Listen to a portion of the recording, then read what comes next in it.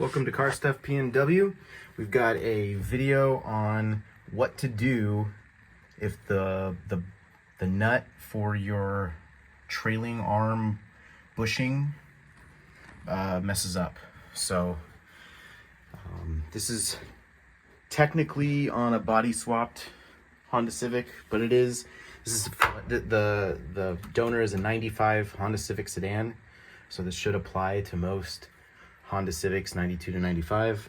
I had a bolt that attached the bushing up into the car. It snapped off, and so what I did to resolve it, which it's not 100% resolved yet, but what I did was I cut this panel out right here, came along here, and then I also cut this one out, and then I had to cut this inner piece. Normally it's right there. I had to cut that and bend it back, and then that gave me access to the bolt and the nut. So I have a bolt from the other side because I'm changing out the bushings on this car, and held in place. But basically the way this works is there's an insert. You kind of see it. There's a metal cylinder down there. It's pretty thick metal, and the whole thing is about this big, about that tall, and it goes all the way down. It doesn't actually it's not connected to the bottom piece of metal. It just goes all the way down in there. And so what I did was obviously I cut that off, but then what I did was this is the old nut, and what I did was I used a punch, and I went up from below and used the punch to go up. And basically what it did was the whole insert, it has these, can't really see it on this because it got cut off when I cut this off the top of it, but right here there's the remnants of a tab. There's basically 3 tabs. Let me grab a screwdriver so I can gesture. So there are 3 tabs here, here, and here. Presumably if you cut them, it probably wouldn't be as hard. I just used a sledgehammer and a punch and punched the whole thing out, and it actually bent the metal here and here and a little bit there. And so what I did was I cut off the end of it, because this is actually wider than the cylinder that goes all the way down. I cut that off, and then I still had the old bolt sticking in there, and so I used a drill. It took a long time, but I basically drilled through the end of it, so it went all the way through. And then I'm putting it back down in there. I've got it secured in with a bolt. If we go down here to the other side, there's the other end of the bolt. There's my new trailing arm bushing. There's the other side. That one side came out fine, but it was the inside, the inner part. So this is for the inner bolt, or the inner nut.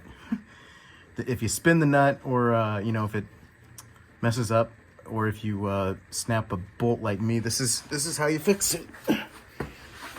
So over here, as you can see, I'm just bending the metal down, and then what I'll do is I'll make some tack welds from this metal that's going around, and then I'll tack it to the metal of the cylinder. That's the plan. Okay, and I've removed the bolt and the nut in there after being tacked into place, and I think the placement's, or the positioning is pretty good. That little lip there is from the actual bushing itself, the metal bar that sticks through. So I think it's aligned in there pretty well, and so my plan is to weld that together there.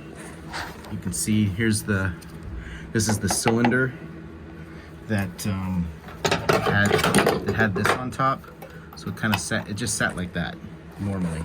That's what it'll look like when you cut all this out, is you'll have this little piece right here. And this has little tabs that lock in here. And so, like I said, I just used a punch and I basically beat this out, and then I cut this off. As you can see, the bolt is still, the tip of the bolt is still there. And then drilled it all the way through. I positioned it with the bolt, tacked it into place, and now I'm gonna weld it down. I think I'm gonna put, I don't know if I'll use a big washer, or maybe I'll try and cut like a piece of, like a little plate here, and then put it over there. And then eventually I'll put another nut here, and I'll weld that in place to replace this one that I had to cut off. Okay, so now I have finished welding the rest of the cylinder to the metal there. It doesn't look amazing, but you know what? I'm not gonna worry about it. It's just to make sure it doesn't, like, you know, move around. Because the heavy lifting really is gonna be done by the nut, the bolt, the nut, and the washer. I'm using this piece of metal. I've got a box of just random nuts and bolts, and this was in there. I don't remember what this was. It had a tab, and I cut it off. I just cut it off. So I already tested this with the castle nut and the bolt that I don't, oh, it probably fell out. And so I got a new bolt and a new nut. It's stainless, and it's like 10.9 grade, so it should be plenty strong. My plan is to use this as the upper washer. It's nice and thick and strong. I drilled it out so it'll fit. I think I'm gonna put it like this, like that, and this guy will go right on top like that. And then I'm gonna drive this up in there, make sure it's all nice and aligned and tight. I'll look up the torque settings and stuff. And then once it's all in there and ready to go, then I'm just gonna weld all of that stuff together, make it permanent. Okay, I've torqued it down to 47 foot-pounds. That's what the manual says for these bolts. I've got both of them torqued to the correct setting, and now I'm just gonna weld down that big washer and the nut. I'll just tack them in place, and then I'll back the bolt out. I just ended up leaving it in there and waiting for the thing to cool. Those are my ugly welds, but you know, I think it should be good enough, right? Yeah, totally.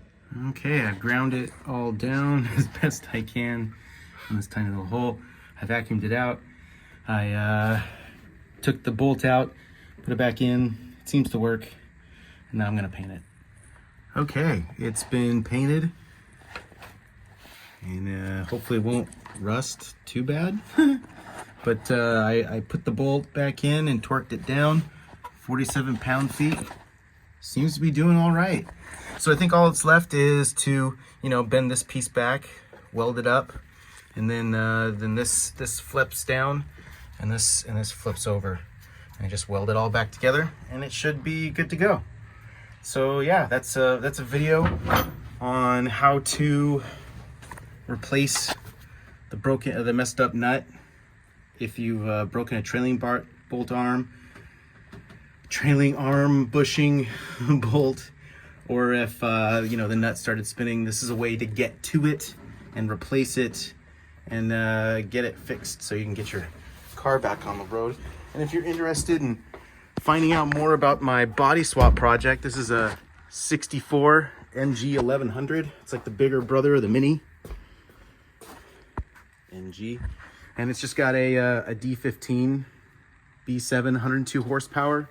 The original engine was 55. Eventually I'm going to do a K24 all-wheel drive swap on this. So if you want to know more, if you want to find out more and follow along, give us a like and subscribe. This is Car Stuff PNW. And hopefully we'll see you on our other videos.